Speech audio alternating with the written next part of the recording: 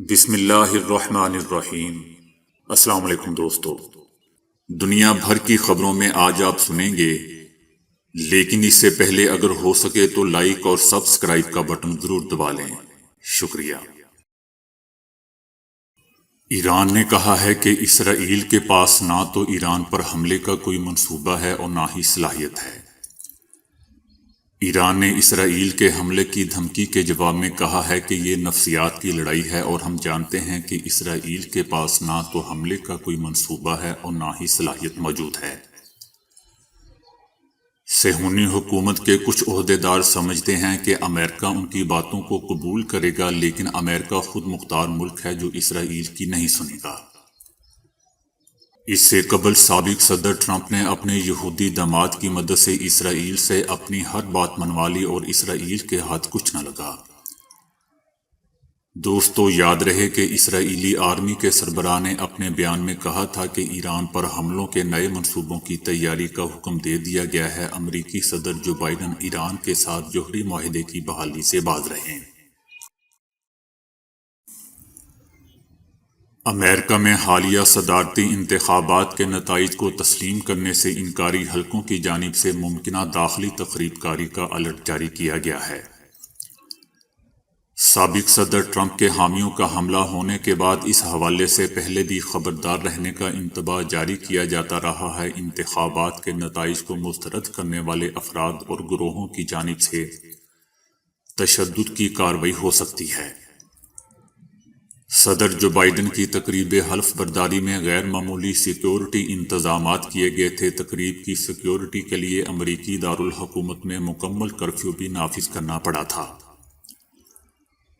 اور 20,000 سے زائد سیکیورٹی اہلکار تعینات کیے گئے تھے۔ نظریاتی محرکات کی بنا پر بعض شرپسند عناصر تشدد پر اکسانے کی سرگرمیاں جاری رکھے ہوئے ہیں۔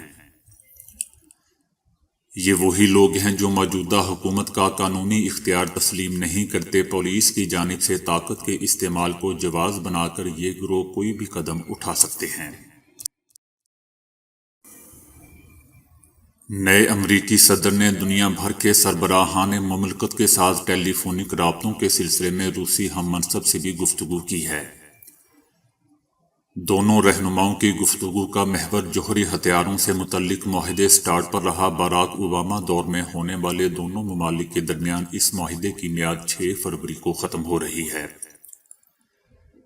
جس کی توسیع کے لیے دونوں ممالک خواہش کا اظہار کر چکے ہیں۔ روس کی جانب سے جاری بیان میں ٹیلی فونک گفتگو کو دوستانہ اور کاروباری نوعیت کی قرار دیتے ہوئے کہا گیا ہے کہ دونوں رہنماؤں نے اہم مسائل پر تبادلہ خیال کیا، جبکہ امریکی میڈیا پر تجزیہ کاروں کا اس گفتگو سے متعلق کہنا تھا کہ صدر جو بائیڈن نے اولین گفتگو میں ہی روسی ہم منصب پر واضح کر دیا ہے کہ نئی حکومت کا روس کے ساتھ رویہ سخت ہوگا۔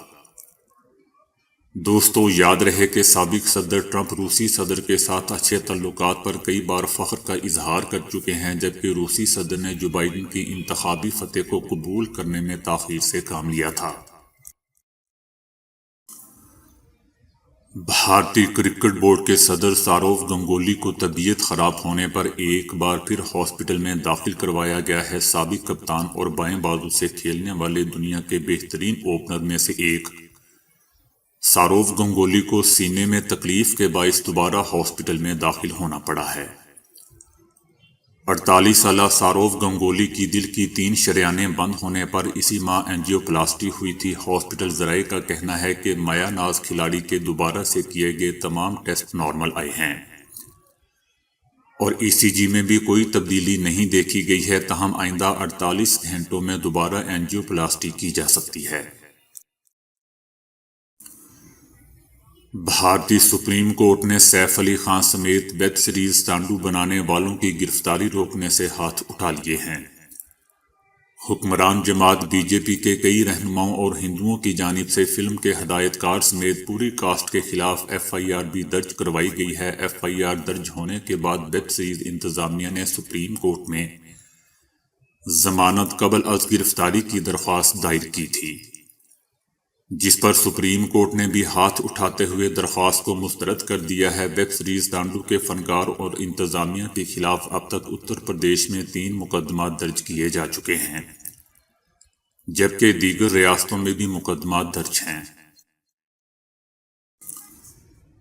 10 سالہ کیوٹا کامو گئی اپنی عمر کے بچوں سے دگنی جسامت رکھتا ہے۔ اب حال یہ ہے کہ وہ اپنے سے بڑے بچوں کو بھی لڑائی میں گرا دیتا ہے۔ اس وقت ان کا وزن 85 کلو گرام ہے اور وہ ٹوکیو میں جوشن جی بدھ مت کے مندر میں تربیت لے رہا ہے۔ گزشتہ برس وہ برطانیہ اور یوکرائن میں انڈر 10 سومو مقابلے میں چیمپئن بھی رہا تھا۔ اپنے بھاری وزن کے باوجود کیوٹا تیراکی بھی کرتا ہے۔ کیوٹا نے اپنی پہلی کشتی اس وقت لڑی تھی جب وہ KG جماعت میں تھا۔ پہلوانی کے ایک استاد کے مطابق کیوٹا کو کچھ سکھانا نہیں پڑتا بلکہ وہ قدرتی انداز میں ہی سومو کشتی لڑنا جانتا ہے۔ ان کے مطابق یہ بچہ غیر معمولی طور پر ذہین ہے۔ یاد رہے دوستوں کہ سومو پہلوانی کی تربیت بہت سخت اور بہت ہی مہنگی ہوتی ہے۔ اس بچے کی سب سے عجیب و غریب غذا وزن بڑھانے والی ایک ڈش ہے جسے چوکو نابے کہا جاتا ہے۔ اسے کھانے سے اگلے 2 سے 3 برس میں بچے کا وزن مزید 20 کلو گرام تک بڑھ جائے گا۔ ٹرانسپیرنسی انٹرنیشنل کی رپورٹ کے مطابق پاکستان میں کرپشن گزشتہ برس کے مقابلے میں بڑھ گئی ہے۔ ٹرانسپیرنسی انٹرنیشنل نے کرپشن سے متعلق عالمی رینکنگ جاری کر دی ہے جس میں 180 ممالک کی فہرست میں پاکستان کا 124واں نمبر آیا ہے۔ ٹرانسپیرنسی انٹرنیشنل رپورٹ کے مطابق کرپشن رینکنگ میں پاکستان کی گزشتہ سال کے مقابلے میں 4 درجے تنزلی ہوئی ہے۔ 2019 میں کرپشن سے متعلق اس فہرست میں پاکستان کا رینک 120 تھا۔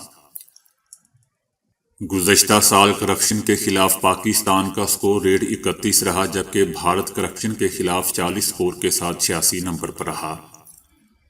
ٹرانسپیرنسی انٹرنیشنل رپورٹ میں صومالیہ اور جنوبی سوڈان کرپٹ ترین ملک قرار دیے گئے ہیں۔ گزشتہ 2 برس میں نیب نے کرپشن کے 365 ارب روپے برآمد کرنے کا دعویٰ کیا لیکن اس کے باوجود پاکستان کا رینک 124 ہوا۔ پاک آرمی کے سپہ سالار جنرل قمر جاوید باجوہ سے اردن کے chairman joint chief of staff committee major general Yousef Ahmed Alhunaiti نے ملاقات کی جس میں علاقائی سلامتی کی صورتحال پر تبادلہ خیال کیا گیا۔ ملاقات GHQ میں ہوئی۔ Army chief general Qamar Javed Bajwa نے کہا کہ پاکستان اردن کے ساتھ برادرانہ تعلقات کو خصوصی اہمیت دیتا ہے۔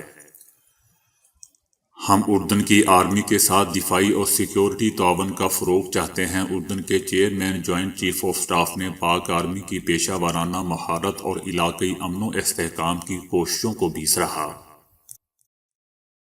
تو دوستو آج کے لیے اتنا ہی۔ ویڈیو کو لائک اور شیئر کرنے کا بہت بہت شکریہ۔